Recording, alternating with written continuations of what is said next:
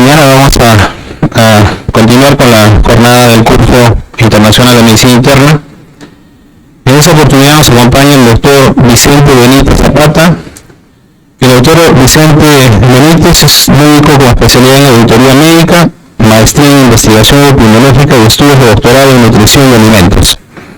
Investigador en el vicerrectorado de la Universidad San Ignacio de Loyola, profesor de la Escuela de Medicina de la Universidad Privada de Ciencias Aplicadas y profesor de maestría en epidemiología y estadística de la Universidad Científica del Sur. Áreas de interés: epidemiología social, virus infecciosos humanos, cáncer de cuello uterino, evaluación de programas de salud, enfermedades cardiovasculares, diabetes, enfermedad renal crónica y nutrición clínica. El tema que nos va a presentar el doctor es Introducción a la revisión sistemática y el metaanálisis, tema metodológico orientado a la introducción de los conceptos y pasos fundamentales para la organización de revisiones sistemáticas con metaanálisis. Lo dejamos con la palabra. Un aplauso al doctor.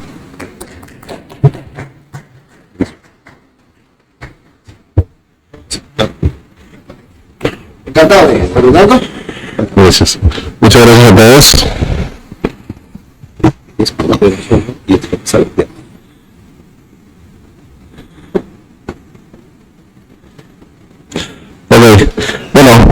Agradecerle a la invitación a este curso de la Sociedad de Medicina Interna.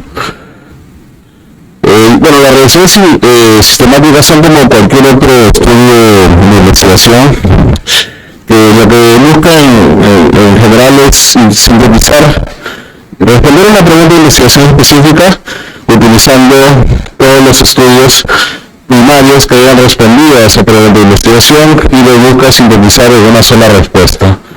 Y al igual que todos los estudios de investigación, tiene un método que es explícito y reproducible, es decir, sigue el método científico, y está diseñado para minimizar los sesgos. Existen diferentes tipos de revisiones, cada una con sus características particulares. La más conocida es la revisión narrativa, o también la van a encontrar como el estado del arte y a partir de ahí existen matices hasta llegar a la revisión sistemática, ¿no? Están las revisiones panorámicas, las revisiones rápidas, las revisiones paraguas y varias variantes hasta llegar a la revisión sistemática, que es esta revisión porque tiene una pregunta muy específica siguiendo ciertos pasos metodológicos y que permite, como digo, sintetizar la evidencia a partir de estudios primarios que hayan respondido a la misma pregunta de investigación. Y se dice que si está bien desarrollada, si está libre de sesgos, si se han seguido los pasos correctos, tiene un gran nivel de confianza para la toma de decisiones, tanto en el ámbito clínico como en el ámbito de la salud pública. Frecuentemente se compara las revisiones narrativas con las revisiones sistemáticas, cada una tiene sus ventajas.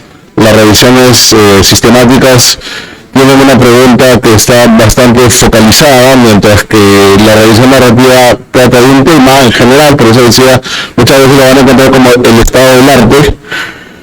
En la revisión sistemática es una estrategia para ubicar esos estudios primarios que me van a servir de sustrato para alimentar la revisión sistemática, mientras que en la revisión narrativa el autor comienza no hay una estrategia de búsqueda, simplemente toma los estudios que él cree conveniente por la experiencia que tiene.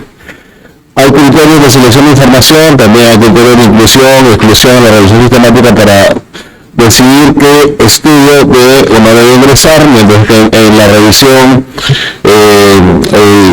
narrativa el criterio es subjetivo, depende del autor. El análisis de la información sigue una sistemática de rigurosa y crítica, se evalúa el riesgo de sesgo que tiene cada estudio, y mientras que en el análisis de la información en una revisión narrativa es más subjetivo también. Y finalmente, para la síntesis, la revisión sistemática tiene una síntesis estadística, una síntesis cuantitativa que es el metaanálisis, y también una síntesis cualitativa a través de la evaluación de riesgo de sesgo, es decir, evaluación de la calidad metodológica de los estudios que se incluyen en esta revisión. Mientras que en las revisiones narrativas muchas veces la única síntesis que se hace es una síntesis cualitativa. dije, las revisiones tienen la utilidad de que apoyan la toma de decisiones en salud pública y también en la práctica clínica, ayudan a crear guías de práctica clínica, ayudan a elaborar políticas públicas, permiten identificar brechas en el conocimiento y dirigir la futura investigación, y al tener todos los estudios que responden a la misma pregunta de un tema, permite comparar los resultados entre esos estudios y dar un estimado global, un único estimado, mediante la técnica denominada metaanálisis. Hay varios tipos de revisiones sistemáticas, digamos que nacieron primero tratando de responder preguntas relacionadas con intervenciones, es decir, con tratamientos, con fármacos, pero luego también puede evaluar temas no farmacológicos, dispositivos médicos, técnicas quirúrgicas, todo lo que son intervenciones se puede evaluar a través de una revisión sistemática, y básicamente agrupando ensayos clínicos. Y más recientemente se está incluyendo ahora ensayos clínicos que no necesariamente son aleatorizados, ¿no?, sino que vienen de la práctica habitual que se da en el mundo real, ¿no? Luego vienen las revisiones de factores de riesgo pronóstico, que lo que busca establecer son si determinada condición, característica se asocia a una menor o mayor probabilidad de padecer cierto riesgo, ¿no?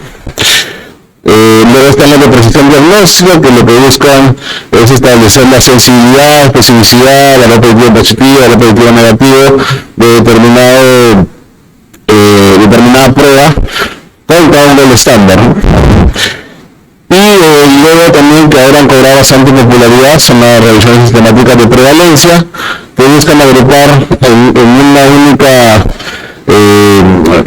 respuesta estudios transversales que hayan evaluado la frecuencia o la ocurrencia de algún evento. Y también hay revisiones ahora, a partir de 2017 se han aparecido revisiones que evalúan modelos pronósticos, así como estos scores de riesgo en cardiología, otros scores de riesgo en oncología. Actualmente también, entonces, dado que existen esos estudios primarios, se hacen revisiones sistemáticas para agrupar ese tipo de scores predictivos y evaluar y sintetizarlos en un único estudio. Algunos ejemplos de lo que menciono, algunos trabajos que hemos podido publicar a lo largo del tiempo, que son ejemplos de lo que hemos mencionado. Entonces, como estructura general, como todo trabajo de investigación, las revisiones sistemáticas inician con una pregunta de investigación. Y obviamente esa pregunta tiene una hipótesis, es la respuesta que tiene el investigador a esa pregunta. Existe una metodología, que es la metodología pico-peco, para plantear esas preguntas. Y luego hay que seleccionar la población de estudio. Como en un estudio primario, pues la diferencia acá es que los sujetos de estudio no son individuos como en los estudios primarios, sino son artículos científicos. Entonces hay que establecer cuáles van a ser las fuentes de información, dónde se va a buscar y con qué criterio, ¿no? Y qué va a definir qué se incluye y qué no se incluye en la revisión sistemática. Luego viene todo el proceso de extracción de datos, para luego tener, una vez ya los datos extraídos, hacer ya la síntesis, ¿no? Una síntesis cuantitativa, pues una descripción, una caracterización de los estudios que se han incluido, una evaluación de riesgo de sesgo, que tiene que ver con evaluar la calidad metodológica de los estudios, y luego ya viene una síntesis cuantitativa, ¿no?, que es una combinación estadística de los resultados a través de una técnica llamada metaanálisis, que valora algo que se conoce como heterogeneidad, que ya lo vamos a explicar más adelante, análisis de sensibilidad, que son algunas cuestiones que pueden darle variabilidad a los resultados, y también el impacto, porque algo que es muy importante es saber cuál es el impacto que tiene los estudios que tienen sesgo dentro de la revisión sistemática, y además algo que se conoce como sesgo de publicación, que también ya lo vamos a explicar más adelante. Y finalmente, en algunas revisiones, no en todas, en las intervenciones en la reproducción diagnóstica, se suele hacer lo que se conoce como grade, que tiene que ver con establecer la fuerza de recomendación, la certeza de la evidencia de las recomendaciones que estén derivando de esa revisión. Y eso es muy importante, sobre todo cuando se plantean guías de práctica clínica o se quieren hacer políticas públicas. Es muy importante tener un protocolo, y este protocolo poder registrarlo en un repositorio que se conoce como Próspero. Es una práctica usual que las revistas científicas ahora exigen. Generalmente todas las revisiones sistemáticas, para poder ser publicadas, necesitan tener un protocolo previo, y este protocolo está registrado en Próspero, y esta plataforma me va a emitir un registro. Es como un DNI, un registro único, que al momento de redactar un artículo para publicar, lo coloco ahí diciendo que yo ya a priori he planteado todo. Porque la idea es que sea a priori. Y esto es importante porque nos permite transparentar el proceso. Ya transparentar y no irlo cambiando según lo convenga en el tiempo. No, la idea es empezar con un planteamiento y terminar con ese mismo planteamiento. Pueden haber obviamente algunos cambios sutiles, pero digamos que el planteamiento base debe estar, y por eso la idea de tener el protocolo ahí. Entonces, para la pregunta de investigación se sigue la metodología pico-pico, que es la misma metodología que se suele usar para estudios epidemiológicos, donde uno define una población, dependiendo de lo que quiere hacer, ¿no? Puede ser una intervención y un comparador, o una exposición y una no exposición como grupo control, y luego define los desenlaces, cuáles van a ser los outcomes dentro del estudio. Es tan igual que un estudio primario. ¿Cuál es un poco la diferencia acá? Que además en la revisión sistemática podemos establecer un marco temporal y también definir cuáles son los estudios que deseamos incluir. Es un ejemplo de planteamiento pico. Tengo mujeres embarazadas, voy a plantear una intervención que va a ser la suplementación con vitamina D durante el embarazo, y lo voy a comparar contra el cuidado estándar del embarazo, y les hago cuando van a hacer peso al nacer, prematuridad y mortalidad neonatal. La intervención va a ser durante el embarazo y solamente voy a incluir ensayos clínicos aleatorizados. Entonces, esta es una forma de plantear las preguntas.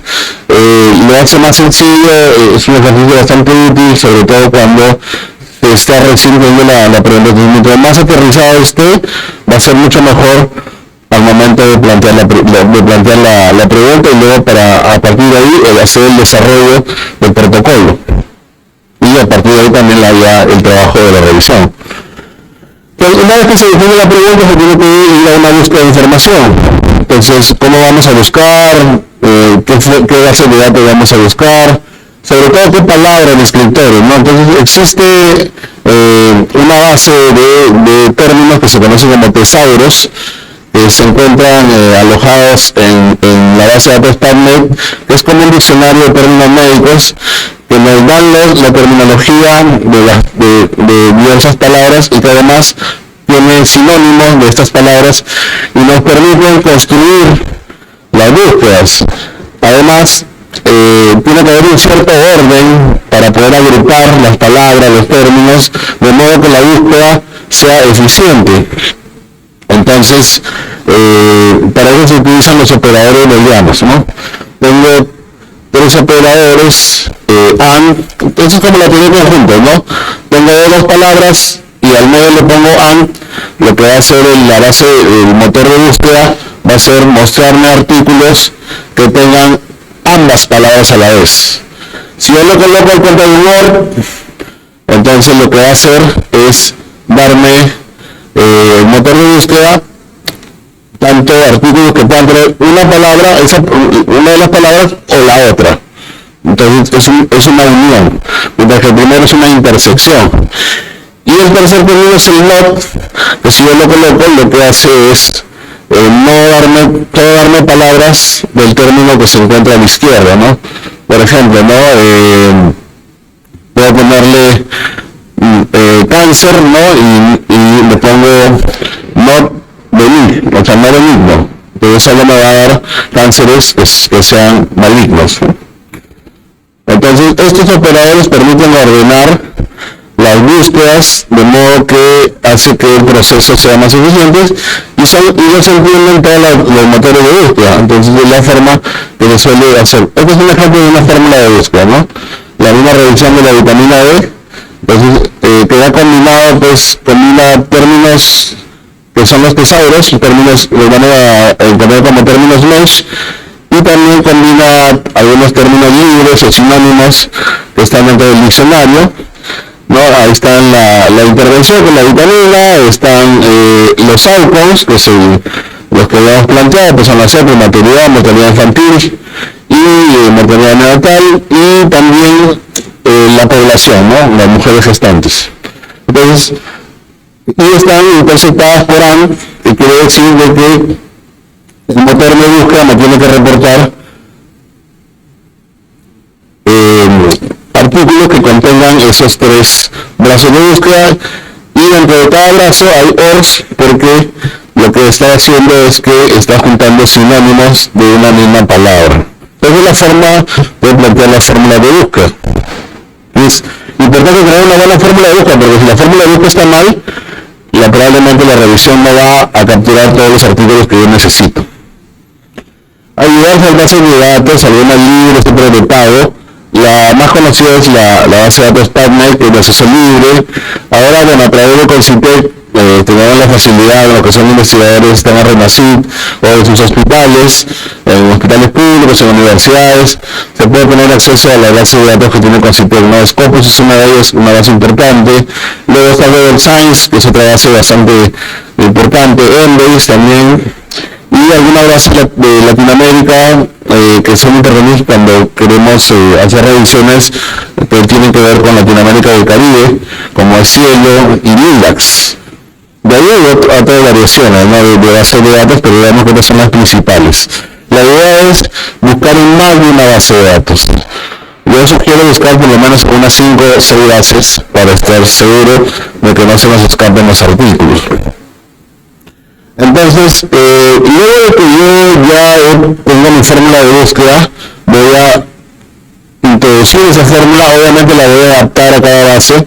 La fórmula que presenté al comienzo está adaptada para PubMed, y luego tengo que hacer algunas variaciones para que Scopus lo entienda, pero en general es el mismo esqueleto, es una pequeña variación nada más.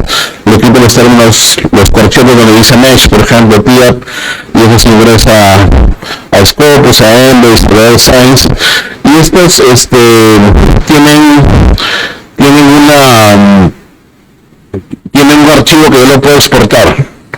Ya, lo puedo exportar y lo puedo cargar a un gestor de información.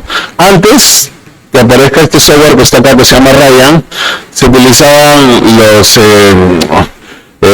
los programas que se usan para manejo de referencias bibliográficas, Zotero, EndNote, Mendeley se usaba, pero a partir de la aparición del software Ryan, que es un software que sí está especializado para gestión de referencias, yo recomiendo usar bastante este software. Entonces, yo puedo ahí, las búsquedas que he exportado en las bases, importarlas a este software Ryan, puedo crear una revisión, que es la revisión que yo voy a desarrollar ahí, invitar colaboradores, y una vez que he cargado todo esto, va a pasar un proceso que se llama borrado de duplicados, porque claro, un artículo puede estar en más de una base de datos, entonces puede haber duplicados, triplicados, cuadriplicados, dependiendo de si la revista está en toda la base de datos. Hay algunas revistas que están en una sola base de datos, hay otras que están en todas, entonces va a haber artículos repetidos. Entonces Ryan tiene un algoritmo que me permite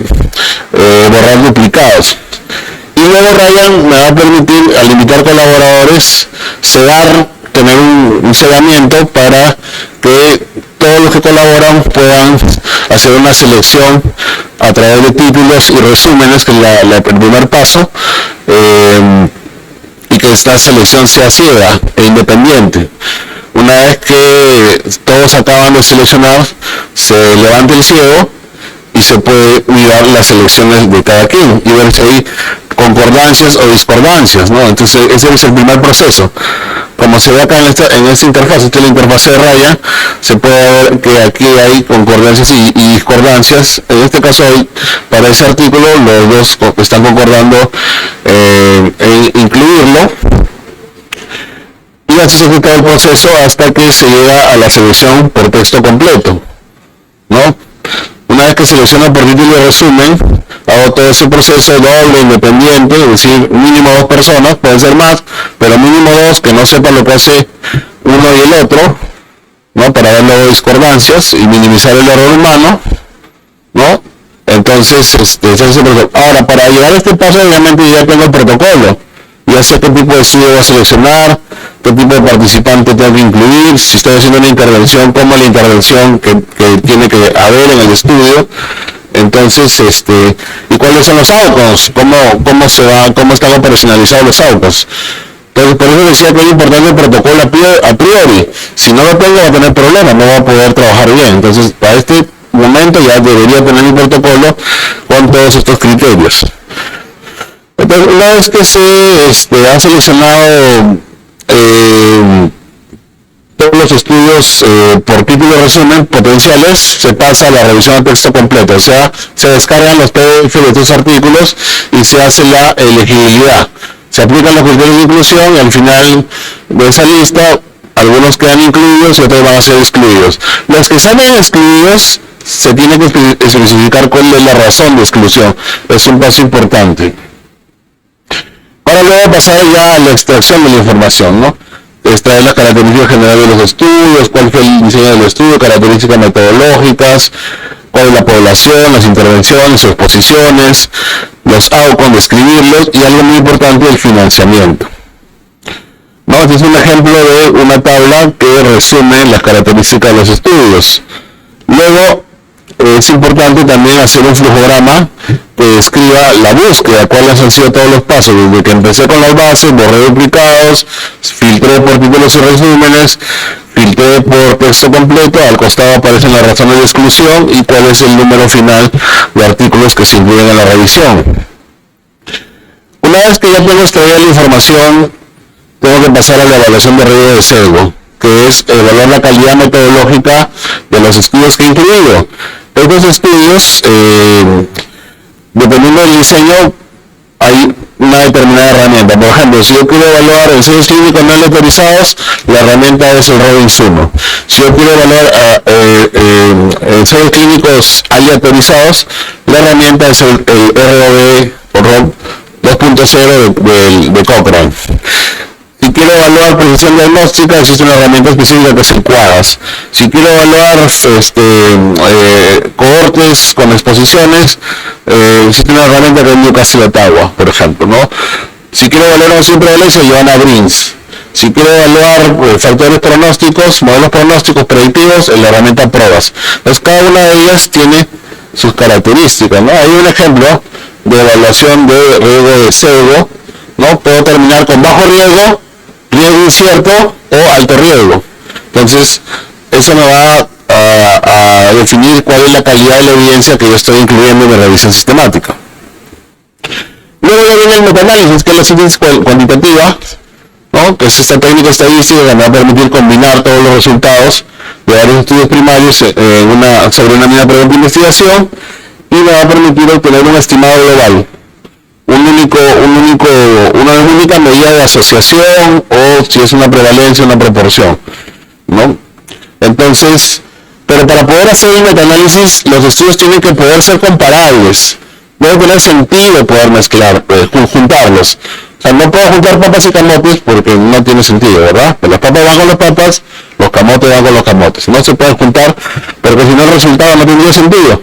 Entonces, estos resultados suelen representarse en los famosos forest plot, que tienen una línea central que divide dos cuadrantes, ¿no? La línea central es el efecto estimado nulo, y esos cuadraditos, con esa rayita que lo atraviesa, son los estudios, cada uno con su intervalo de confianza. Entonces, de esa manera se representan los metaanálisis, ¿no? Y cada estudio tiene un peso dentro de la revisión.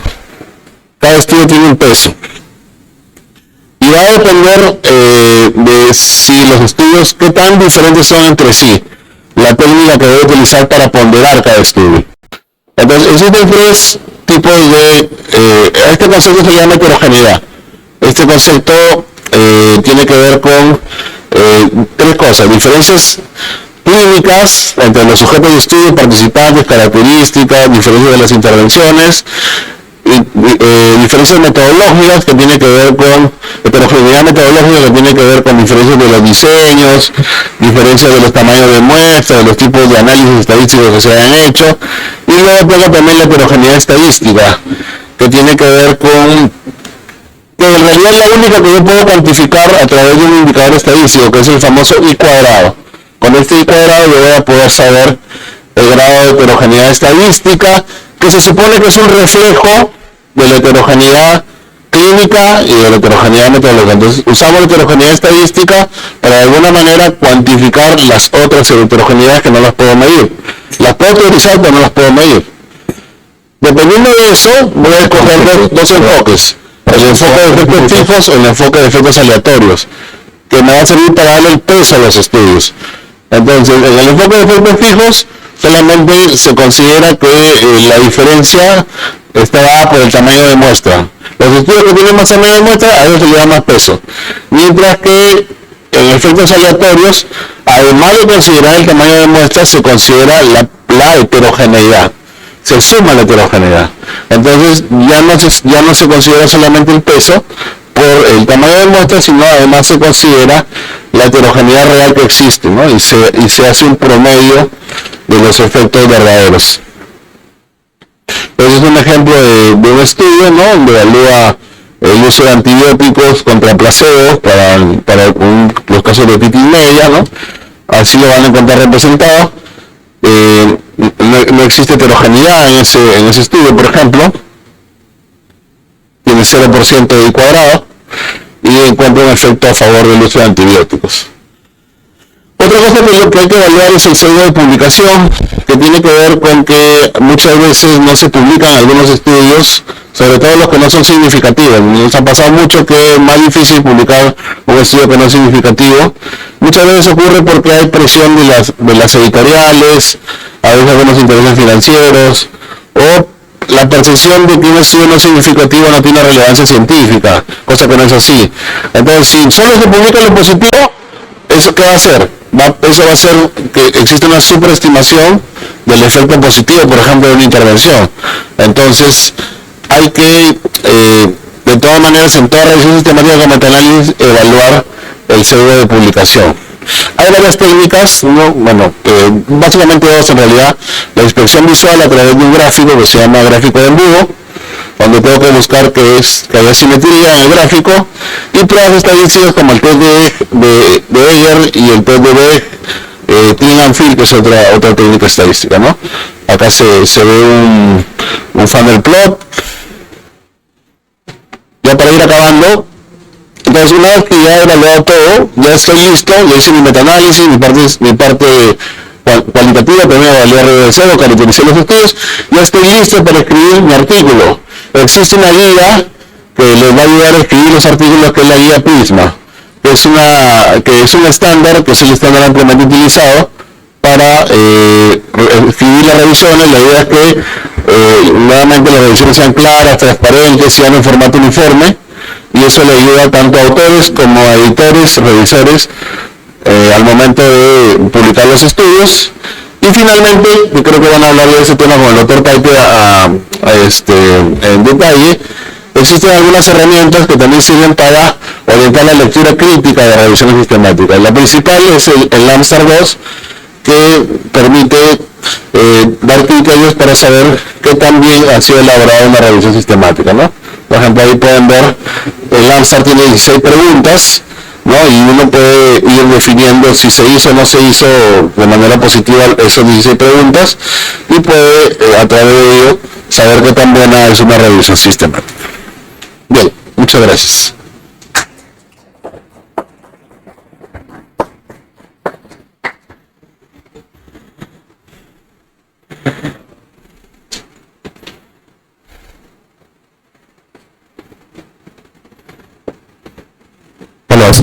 Por cuestiones de tiempo, doctor Vicente Benítez, vamos a ver las preguntas. Agradecemos al doctor Vicente Benítez a nombre de la Sociedad Peruana de Medicina Interna por esta brillante exposición y le dejamos con una pausa, un aplauso.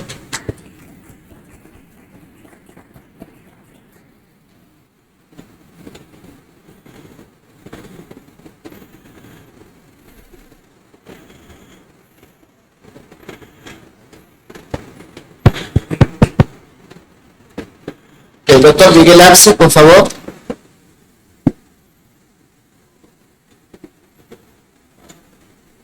Miguel Arce Guabaní.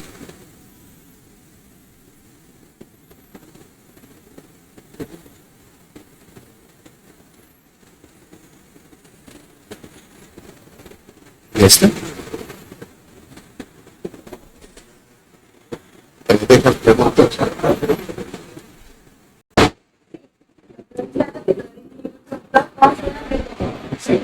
Adelante, por favor, no hay problema. Vamos a aprovechar el tiempo del doctor.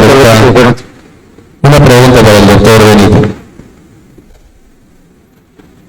Aló. Doctor Benítez, felicitaciones por su brillante posición. Doctor, en ese estudio que presentó usted sobre el metaanálisis con heterogeneidad 0%, ¿no le quita la validez un poco a ese metaanálisis? La segunda pregunta es, cuando usted habló también de estudios no publicados, es lo que se llama literatura gris, ¿no? Un comentario al respecto. Gracias. Ya, voy a pasar la pregunta. No, al contrario, más bien, mientras menos heterogeneidad tenga una revisión sistemática, el metaanálisis es mejor, porque quiere decir que los estudios son bastante comparables entre sí. Como dijimos, hay tres tipos de heterogeneidad: metodológica, clínica y la estadística. La que está cuantificada ahí es la estadística, que se supone es un reflejo de la clínica y la metodológica. Entonces, mientras menos heterogeneidad haya, pues mejor, más bien le da más validez al momento de ver la fecha de recomendación. De hecho, es un criterio dentro de la evaluación GRADE. Claro, es lo ideal. Y ahora, la literatura gris, sí, es importante también incluir la literatura gris en la búsqueda de revisión sistemática. Es una práctica bastante saludable. Sí. Gracias. Muchas gracias, doctor. Muy amable.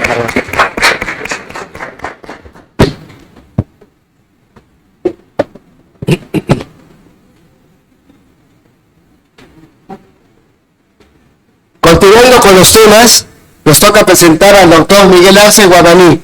El doctor es médico epidemiólogo, investigador, auditor médico y especialista en administración y gestión en salud por la Universidad Nacional Mayor de San Marcos.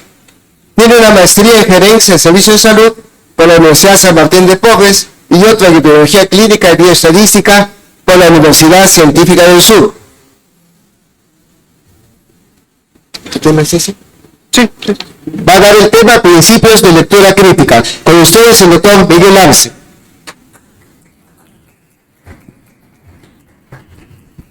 Bien, buenos días con todos.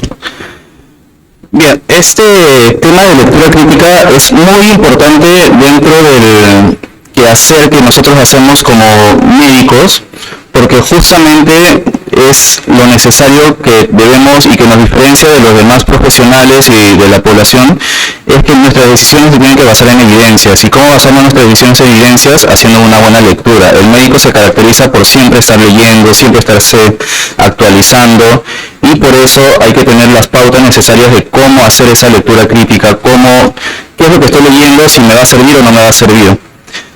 Como ya me presentaron, soy el doctor Miguel Arce. Este tema lo hemos ampliado y lo desarrollamos bastante dentro de Evisalud, que es una institución orientada a la enseñanza de la investigación, tanto de cómo hacer un reporte de caso, cómo hacer una revisión sistemática, cómo redactar un artículo científico y cómo leer también las guías de práctica clínica. Por eso, si ustedes están interesados de ahondar más en el tema de investigación, los invitamos a que también se inscriban a los cursos que brinda Evisalud. Bien. Dentro de la lectura crítica, lo que uno busca es que ese artículo, ese manuscrito, mejor dicho, que uno va a leer sea de alto valor y sea de alta calidad. Pero ¿cómo vamos a poder valorar que sea de alto valor y sea de alta calidad? Porque justamente si encontramos un artículo y ese artículo va a poder desarrollar y va a poder darnos respuesta a la problemática que encontramos, ya sea en una población o en nuestro paciente, nos va a ayudar bastante en su tratamiento y en su pronóstico, mejorar mejor su calidad de vida, hacer que esa persona se pueda reinsertar a la sociedad, hacer una mejor rehabilitación, pero eso ¿cómo lo hacemos? Haciendo una mejor lectura crítica. Ahora, ¿cómo lo pongo como ejemplo? En el momento de la pandemia. En el momento de la pandemia era una incertidumbre bastante amplia, no se sabía qué tratamiento dar, no había evidencia científica de qué medicamento o qué preventivo, una profilaxis dar, y ahí es donde hubo mucha deficiencia. Todo lo que se leía o todo lo que se interpretaba y al momento los tomadores de decisiones lo ponían como política, no tenía alto valor y no era de alta calidad. Y justamente el ejemplo claro es de la ivermectina. El caso de la ivermectina llegó a darse, ¿por qué? Porque hubo un estudio preclínico en una placa Petri donde pusieron el virus del SARS-CoV-2 y justamente la ivermectina fue la que redució más la carga viral en esa placa Petri. Pero al momento de trasladar esa conclusión de un estudio preclínico, que es una placa Petri, y muy diferente a los cambios ya sea farmacodinámica, farmacocinética, la fisiología humana, cambia, y aparte de las dosis cambia bastante. Pero como en ese entonces, ahí hay que separar mucho lo que es una evidencia científica y lo que es una decisión política. Ahí lo que más pesó fue una decisión política. Y siempre nos vamos a quedar con la duda de que si se hubieran tomado decisiones, así sean pocas, pero basadas en una evidencia de alto valor y de alta calidad, si se hubieran podido reducir más muertes o hubiera sido la misma cantidad de muertes. Esa siempre va a ser la mayor duda. Por eso, si los tomadores de decisiones en ese entonces hubieran tenido nociones de lectura crítica, ese estudio de placa Petri que hubo de la ivermectina no hubieran tomado una decisión como lo hicieron en ese entonces. Esta lectura crítica lo que busca es hacer un análisis estructurado. Este análisis estructurado más que todo sirve para evaluar tanto la validez, relevancia y que este estudio sea aplicable. ¿Cómo aplicable? Aplicable a nuestra realidad, aplicable a nuestro paciente, a lo que queremos buscar. Por eso, con toda esta lectura crítica vamos a poder encontrar errores ya sean metodológicos o que los autores han interpretado los resultados de distinta manera y decidir si la información es confiable o no es confiable. Ahora, que ya sea un reporte de caso, un artículo científico, una revisión sistemática, esté publicado en una revista, así sea una revista de cuartil 1, cuartil 2, que son las de más alta calidad, más alta revisión por pares, eso no nos garantiza de que esa información sea 100% real. Siempre hay que valorar esa información, ver si sigue o no sigue las pautas, que ahora voy a explicar de forma detallada algunas, otras de forma general y algunos ejemplos para que siempre recuerden. Pero no confiarnos de eso, siempre hay que ser críticos, y ser críticos no significa es que vamos a ver todo el lado negativo, sino también ver el lado positivo y ver qué podemos rescatar de ese artículo científico. Por eso, dentro de estos principios de lectura crítica, lo que se busca es que, primero, que el estudio tenga validez, que esos resultados se puedan replicar en otras realidades, que sea relevante, que ese estudio me sirva o no me sirva para la realidad de mi paciente y que resuelva esa problemática que tiene. ¿Por qué es importante? Porque esto nos va a ayudar a no tomar y evitar conclusiones erróneas. Muchas veces al momento de leer un artículo todos nos vamos a las conclusiones y no vamos directamente a lo que es importante, que es la parte metodológica. Muy aparte de la parte metodológica, ver si esa parte metodológica coincide o no coincide con los resultados. Y aparte de ver esa parte metodológica, también ver si era la metodología adecuada para el problema de investigación que plantea el autor. Muchas veces el artículo no deja en claro qué problemática está abordando el autor, cuál es el objetivo que va a solucionar esa problemática, y la metodología que aplica no va a ser la adecuada. Por ende, los resultados ya serían inválidos por más que brinde o no brinde una solución. Por eso es muy importante esto. Esto nos va a ayudar a tomar mejores decisiones clínicas. ¿A quién no le gustaría que uno tiene un problema con un paciente, el paciente tiene tal enfermedad, tiene tal pronóstico, pero dentro de los artículos que encontramos, vemos que ese artículo, ese reporte de caso, se adecua a mi paciente? Y ahora nuestra pregunta sería, ¿lo podemos aplicar a nuestra realidad o no se puede aplicar? ¿Se puede aplicar? Nos mejora, por ende, todo lo que vamos a poder avanzar con la mejoría del paciente. Aparte, nos fortalece porque el médico es una persona científica. no necesariamente, porque algunos médicos se dedican a la parte de investigación, otros a la parte clínica, otros a la parte quirúrgica. Unos se tienen que enfocar sí a la investigación y los otros no. Todo el médico es científico, por ende todos deben tener nociones básicas de hacer una lectura crítica. Esto más que todo para su formación como médico. También esto nos va a ayudar a practicar una medicina segura, efectiva y ética, más que todo la parte ética que ya ha sido bastante cuestionada con el pasar de los tiempos. Como mencionaba, tiene que tener tanto una validez interna, si el estudio está bien diseñado o no está bien diseñado, está abordando los sesgos o no está abordando los sesgos, menciona las limitaciones, no menciona las limitaciones y qué fortalezas tiene ese estudio. Otro, si los resultados que están presentando son de forma clara y si esos resultados que está abordando de forma clara, está abordando de forma estadística, de forma correcta, los intervalos de confianza están acordes o no están acordes con lo que está mencionando y si la aplicabilidad externa va a ser útil o no para mi paciente. Dentro de la lectura crítica nosotros vamos a poder ver y vamos a poder mencionar tanto de los actas de resumen que podemos ver en las distintas conferencias. Hay distintas conferencias acá ahora en el curso de la especialidad, donde han hecho presentaciones orales, algunos han puesto póster, pero eso todavía es la parte inicial. Lo que nosotros debemos abordar y nosotros debemos ver son tanto los Original Research Paper, que son los artículos científicos propiamente, los ensayos clínicos. Lo que más ven o lo que más leen los médicos son los ensayos clínicos, otros los reportes de caso, otros los metaanálisis. Poco son los artículos propiamente, pero sí es muy importante. Ahora, dando o retrocediendo un poco de la clase que dio el doctor Benítez, que es muy importante de las revisiones sistemáticas, también es muy importante reconocer y ver cómo leer esas revisiones sistemáticas, porque no solamente porque un autor revisa los diferentes artículos, hace la síntesis de esos estudios, hace la revisión, pero no hace un metaanálisis de esa revisión, no vamos a tener un resultado global.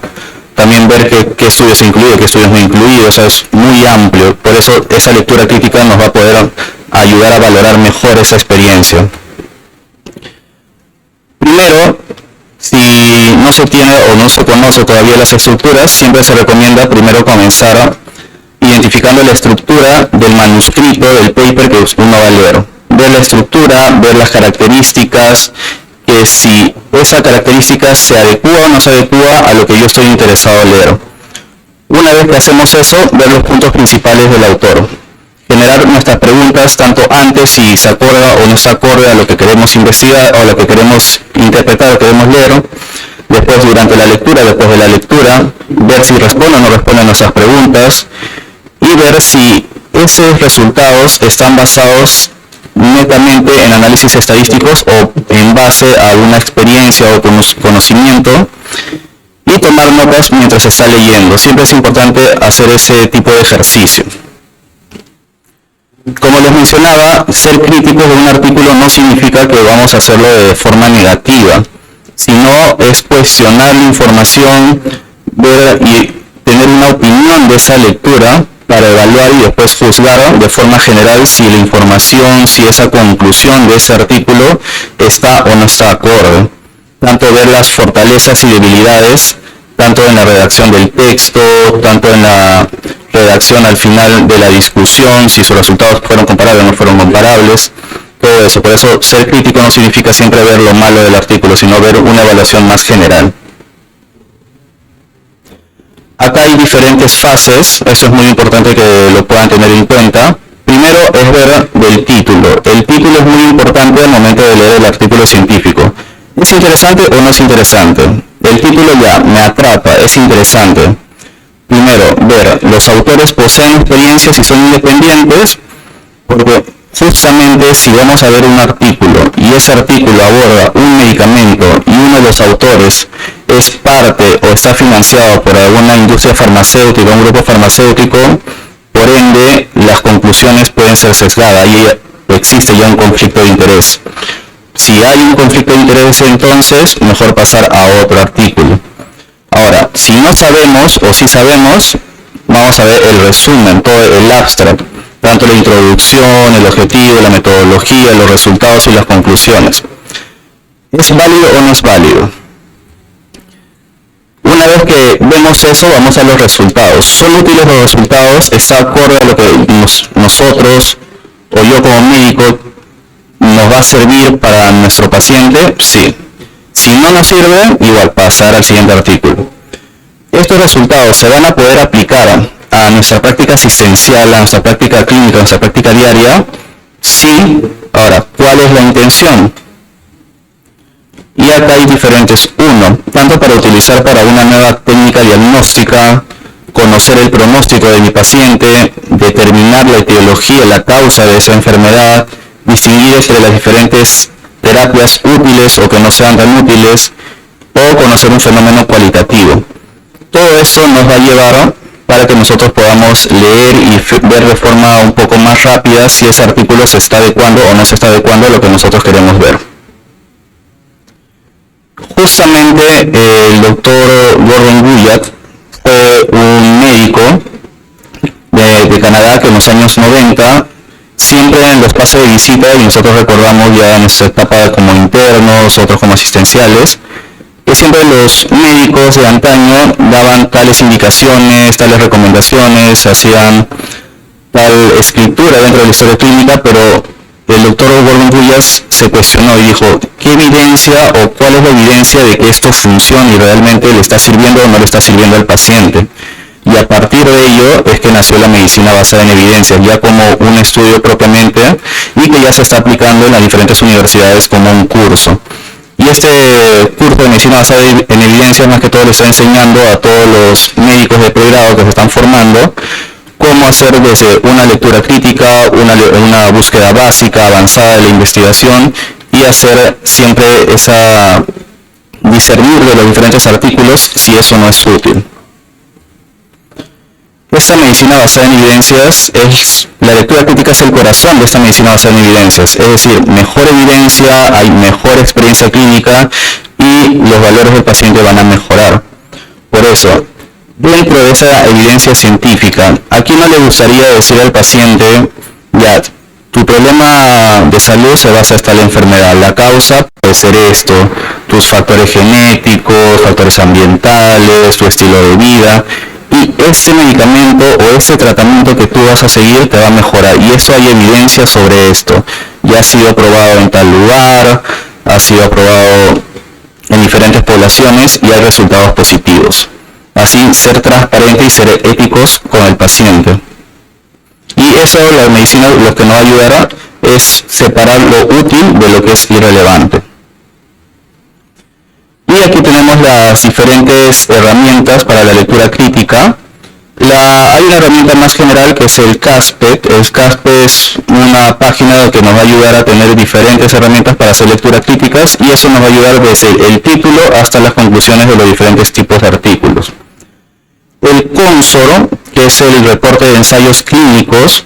Acá el CONSOR, tomémoslo como ejemplo, como si fuera una receta médica. Dentro del ensayo clínico, y más que todos los ensayos clínicos aleatorizados, estos ensayos clínicos hay que verlo, cuántos pacientes se van a incluir en el ensayo clínico, qué tratamiento va a recibir cada uno, si dentro de ese tratamiento ha habido o no ha habido pérdidas. Por ejemplo, si en un ensayo clínico reportan que se incluyeron a 100 pacientes, pero en los resultados solo ponen 80, y en ningún momento dentro del artículo reportan pérdidas, ya sea en el seguimiento o en algún desenlace que hayan fallecido, vamos a poder confiar de ese resultado de 80 pacientes si no son transparentes desde el inicio o la parte metodológica.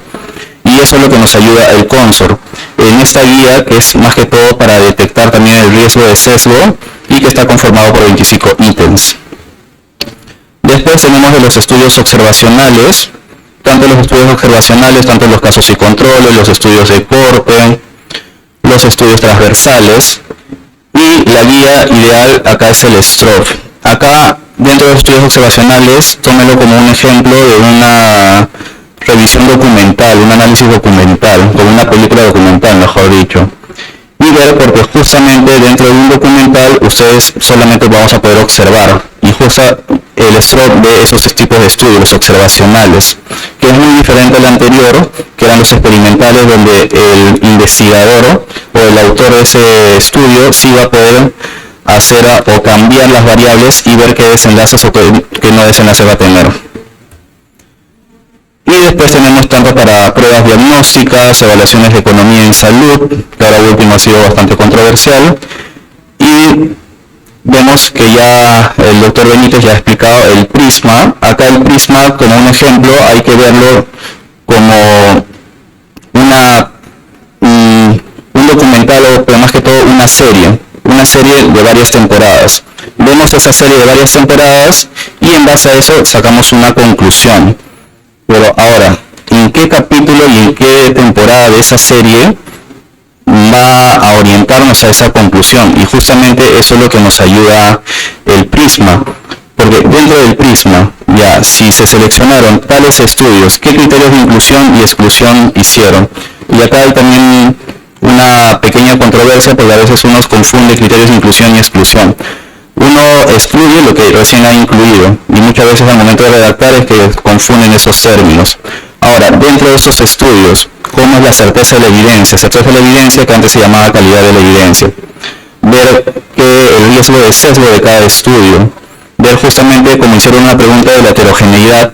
Heterogeneidad más que todo se basa en que el estudio X y el estudio Y, qué tan diferentes son. Quizás hayan abordado los mismos desenlaces, pero la población puede ser distinta, o quizás han abordado uno que otro desenlace y su heterogeneidad aumenta. Si la heterogeneidad es muy alta, mayor del 60-70%, el estudio sí va a poder ser un poco cuestionable y hay que tomar con pinzas esas conclusiones. En cambio, si la heterogeneidad es cero, es que los estudios son muy similares y eso nos va a ayudar a que ese resultado general vamos a poderlo tomarlo con una evidencia ya más alta. Y después el último, como el reporte de casos que muchas veces vemos de la parte clínica, y aquí vemos tanto desde el título, las palabras clave, el resumen, y todo ello nos va a ayudar para que nosotros podamos valorar mejor esta evidencia. Bien, muchas gracias.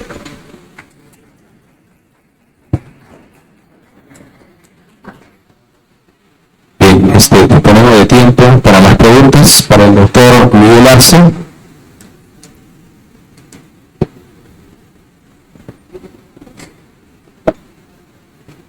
Buenos días, muchas gracias. Excelente presentación. Me queda de todos modos alguna duda. Al inicio del juego, cuando usted presentó un flujograma de cómo se inicia la lectura crítica, tuve la impresión de que se respondía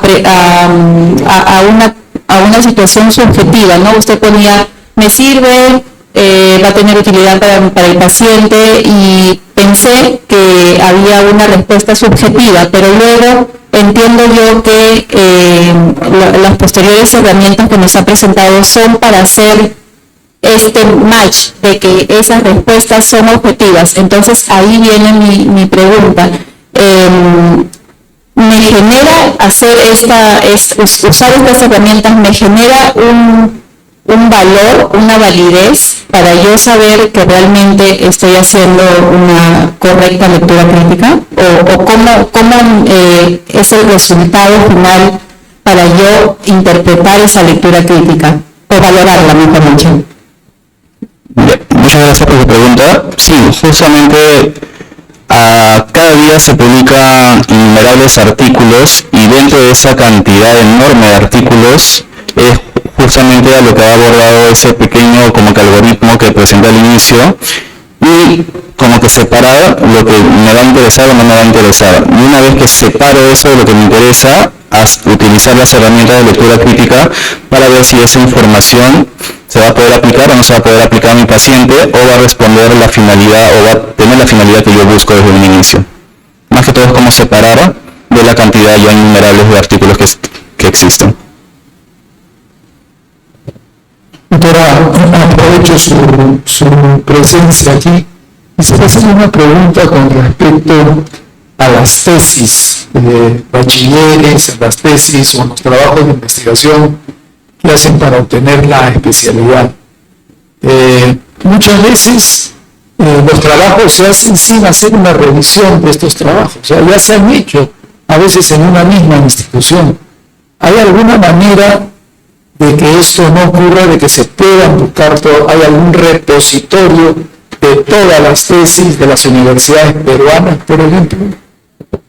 Sí, de las universidades peruanas existe Renati, que está en todo el repositorio de todas las universidades y ahí se pueden encontrar las tesis de todos. Esto va a depender bastante de las universidades, porque hay universidades que lo reportan desde el año que entró en vigencia la SUNEDU, algunos de 2012, 2013, pero eso depende bastante de las universidades. Y también depende bastante de las universidades que tanto lo enlazan al repositorio general que es Renati. Ahora, respondiendo eso de lo que ya he entendido, que hay diferentes estudios. Por ejemplo, yo abordo factores asociados a anemia en un hospital X, y después el mismo estudiante o otro estudiante hace igual, factores de anemia en el hospital Y. Pero no hay mucho aporte.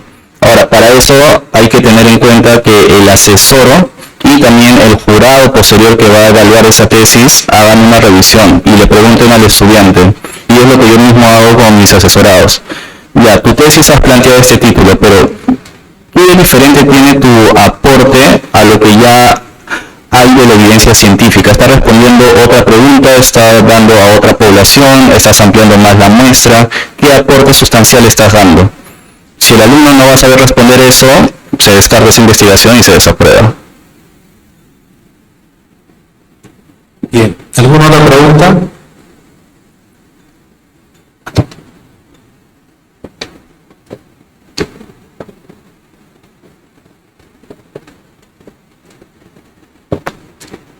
Buenos días, doctor, agradecer por su conferencia.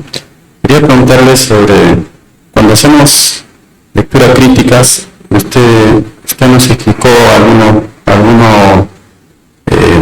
métodos, pero a veces en un mismo estudio lo que está escrito en la discusión o en los resultados no concuerda con las tablas que muestra el estudio.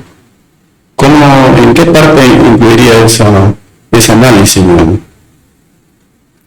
Muchas gracias. En cada herramienta de lectura crítica está esa parte tanto de la discusión, conclusiones y cómo se debe estructurar y qué tiene que responder la discusión.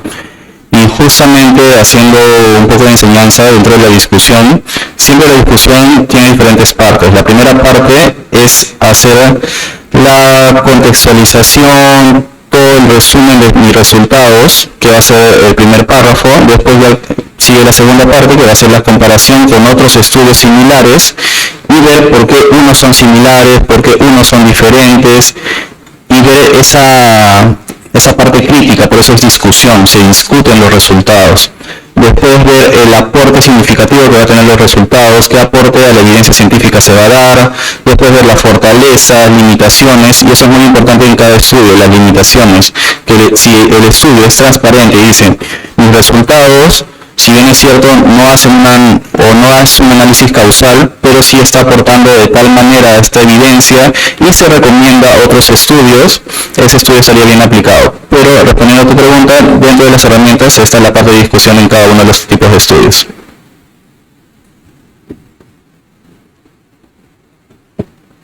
Bien, doctor Miguel Arce, de parte de la Sociedad Peruana de Medicina Interna, le damos el agradecimiento por haber participado en este curso internacional y les pedimos con un fuerte aplauso.